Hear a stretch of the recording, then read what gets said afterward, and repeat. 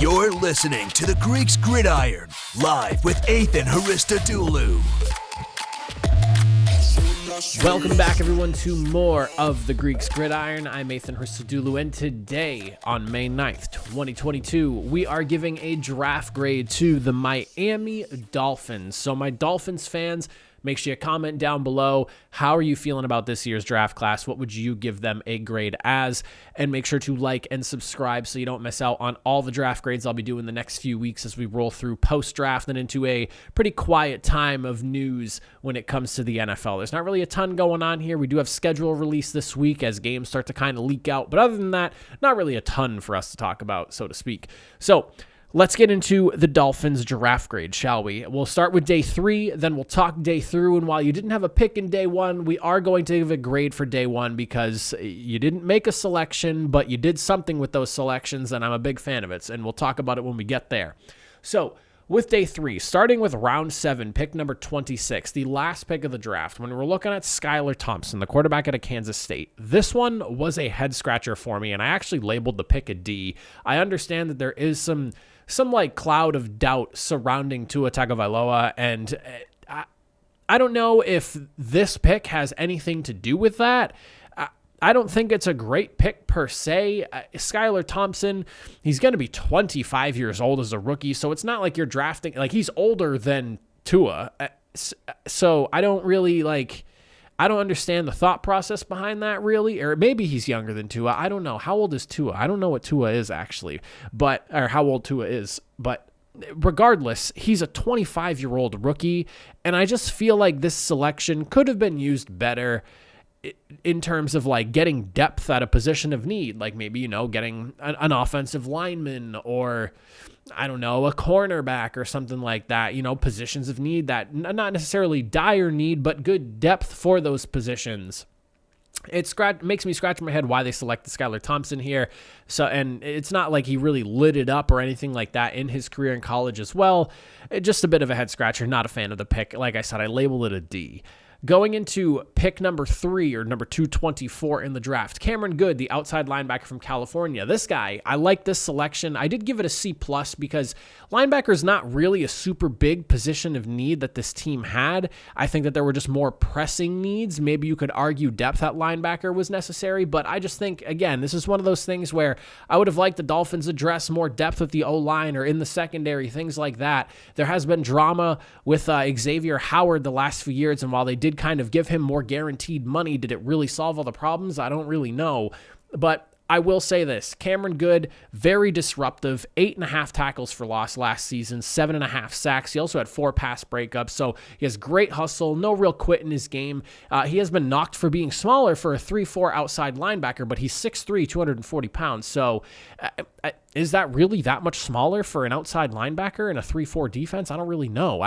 That sounds like a pretty good-sized dude if you ask me, but his effort is what he's praised for, and it was noted that he makes up for his lack of size with his relentless effort in game, and you can definitely see it on full display when you watch his highlights.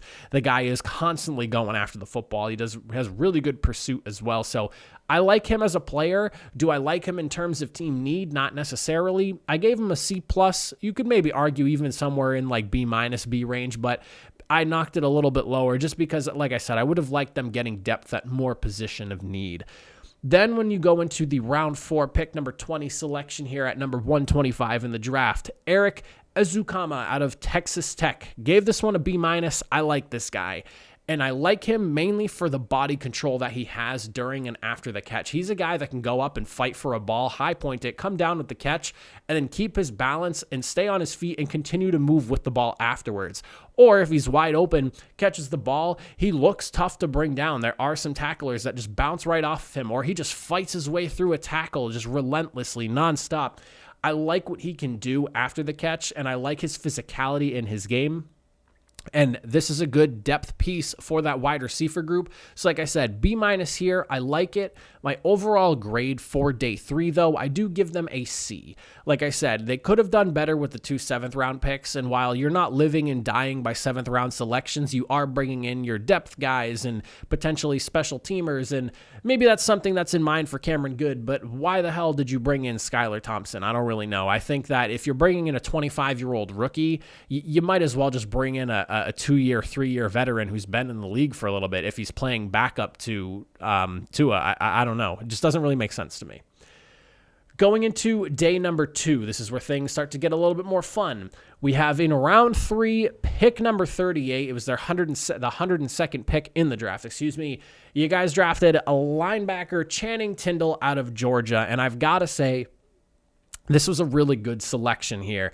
This guy has pursuit like a missile. I mean, you watch the way he just chases down the ball and ball carrier. It's awesome. He's a really good form tackler as well. And I think he would be an excellent piece lining up alongside guys like Jerome Baker and Landon Roberts, 2 of the linebackers you guys already have there. If he's going to be put in there as well, whether he's playing alongside one or the other. I think he's going to be a really good piece. That he was part of that really impressive Georgia defense. I like what he brings to the table. And if you have not watched highlights for him, you need to go check it out because like I said, he is a heat-seeking missile when he's flying in for the football and to the tackle. It's pretty impressive how just like you can see it. And every hit he makes, it's like bang, a gunshot going off. It's awesome.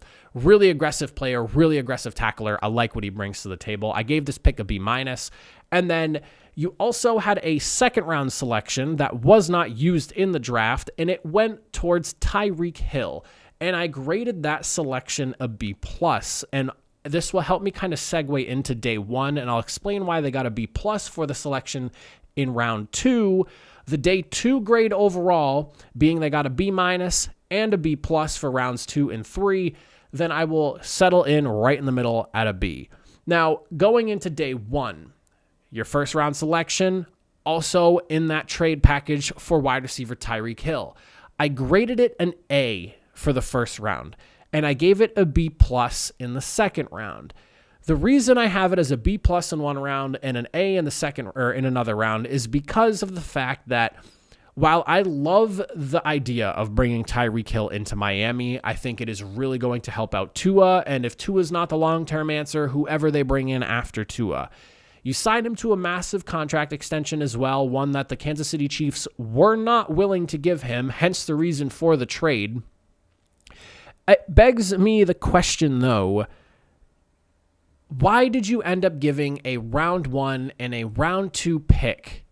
When you look at what Davante Adams was traded for, you look at what the Browns got away with trading for Amari Cooper, and Cooper's contract was considered expensive at the time, and you're willing to pay. And listen, I'm a very big Tyreek Hill fan. I think he is one of the best in the game.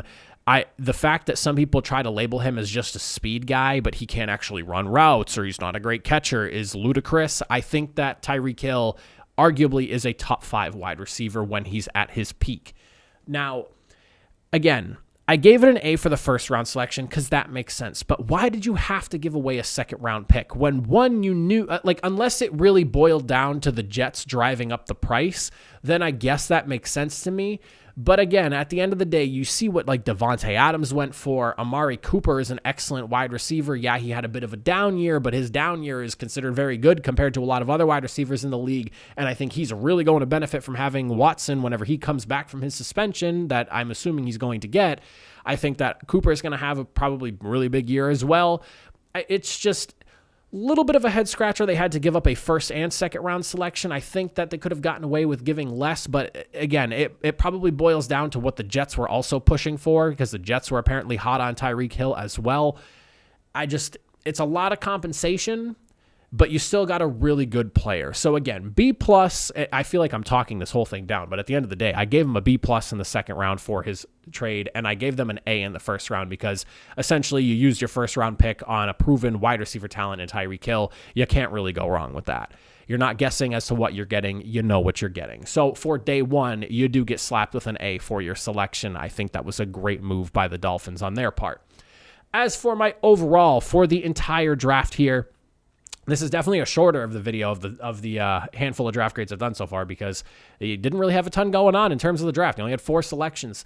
I did knock them a little bit for that fact, just because when it comes to the draft, even if some teams come in and they have like 10, 11 picks, you're probably going to miss on a handful of guys, but it's always great bringing in a good infusion of youth. And like I said, I would have liked to see them do a little bit better with their 7th round picks. I settled with a B for their overall grade. I think that's a solid guess for where they did, for how well they did in the draft so far. At the end of the day, these draft grades are nothing but guesswork to go off of. It's way too early to be doing these, but it's the popular thing to do, and I figured it would be fun to put it together myself. And I settled with a B. Like I said, you killed it with the trade to go after Tyreek Hill. I loved what they did with that 1st round pick there. You bring in a top flight wide receiver to pair with an already awesome Jalen Waddle, and then 2nd round and 3rd round, again, while I'm not too thrilled about having to give up also a 2nd round pick for Tyreek Hill, you got to do what you got to do if the Jets were also pushing for him. And then I love the Channing Tindall selection, while, again, I'm surprised they went linebacker so many times in this draft, just because I would have thought there were other positions of need. I think Channing Tindall brings some great stuff to the table. And then again, the day 3 is where things kind of get a little bit messy for me, but overall, a solid draft nonetheless. You bring some proven talent in. And the Miami Dolphins, man, I've got to say, just a couple of years ago, you were 10-6 missing the playoffs. This is a good team. It's just a matter of putting all the pieces together and playing like the good team that they could be. They had a really good defense just a couple of years ago.